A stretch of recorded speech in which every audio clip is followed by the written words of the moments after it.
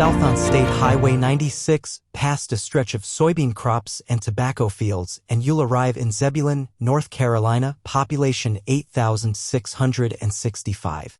There, on a quiet stretch of Industrial Drive, sits a nondescript commercial building. It's easy to miss, the name on the front door is barely legible. But atop that humble 3-acre lot lies a leading solution to the global plastic pollution crisis. Well, according to the plastic industry. The facility is home to the 24 hours a day, 7 days a week operations of Braven Environmental, a company that says it can recycle nearly 90% of plastic waste through a form of chemical recycling called pyrolysis. Traditional recycling is able to process only about 8.7% of America's plastic waste. Pyrolysis uses high temperatures and low oxygen conditions to break down the remaining plastics, like films and styrofoam, ideally turning them into feedstock oil for new plastic production. The American Chemistry Council, the country's leading petrochemical industry trade group, claims that chemical recycling will create a circular economy for the bulk of the world's plastic, diverting it from oceans and landfills. Plastic giants have gone so far as to dub the process advanced recycling, but environmentalists say this is a misnomer because the majority of the plastic processed at such facilities is not recycled at all. In fact, researchers have found that the process uses more energy and has a worse overall environmental impact than virgin plastic production.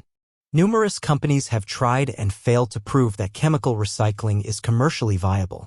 Despite these challenges, lawmakers nationwide are now embracing the technology thanks to a massive lobbying push from the ACC and other petrochemical groups. As of September, 24 states have passed industry-backed bills that reclassify chemical recycling as manufacturing. The change effectively deregulates the process, since manufacturing facilities tend to face less stringent guidelines than waste incinerators. As one of only 7 commercial facilities currently operating in the United States, Braven Environmental is at the vanguard of the growing chemical recycling boom. An Intercept investigation, however, found numerous issues at its Zebulon facility. A review of meeting minutes, permit applications, and compliance documents reveal that Braven misled the public about the risks of its pyrolysis operation and has potentially endangered human health and the environment through significant noncompliance with hazardous waste management regulations. While the ACC has touted Braven as a sustainable success story, documents also show that much of the company's pyrolysis oil was not converted into useful plastic or fuel. It was disposed of as highly toxic waste. Chemical recycling is really a greenwashing technique for burning up a bunch of petrochemicals in a new way, and it's releasing tons of air pollutants into the environment, said Alexis Luckey, executive director of Toxic Free NC, in an interview. What we're talking about is incinerating carcinogens and neurotoxicants in a community. On April 8, 2019, the Zebulon Board of Commissioners held a joint public hearing with the Town Planning Board to gather community feedback on several proposed construction projects. One of the developments on the docket was from a company called Golden Renewable Energy, based in Yonkers, New York. Golden Renewable, which changed its name to Braven Environmental in the North Carolina Business Registry in 2021, was requesting a special use permit to locate a refinery and the storage of flammable liquids on a parcel of land zoned for heavy industry.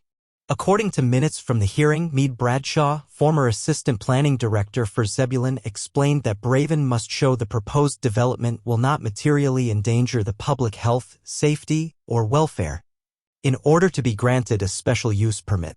In response, Ross Sloan, Braven's business development director, made a series of promises to this effect, painting the company as a safe, family-run operation. We've never had an incident in an operation that's been operating up in New York now for 7 years, Sloan said.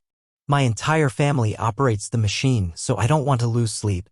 While Sloan pointed to Braven's operations in Yonkers as evidence of the company's safety record, the Intercept's review of New York State Department of Environmental Conservation records found no indication that the company's facility in Yonkers has ever been legally permitted to conduct plastic pyrolysis activities.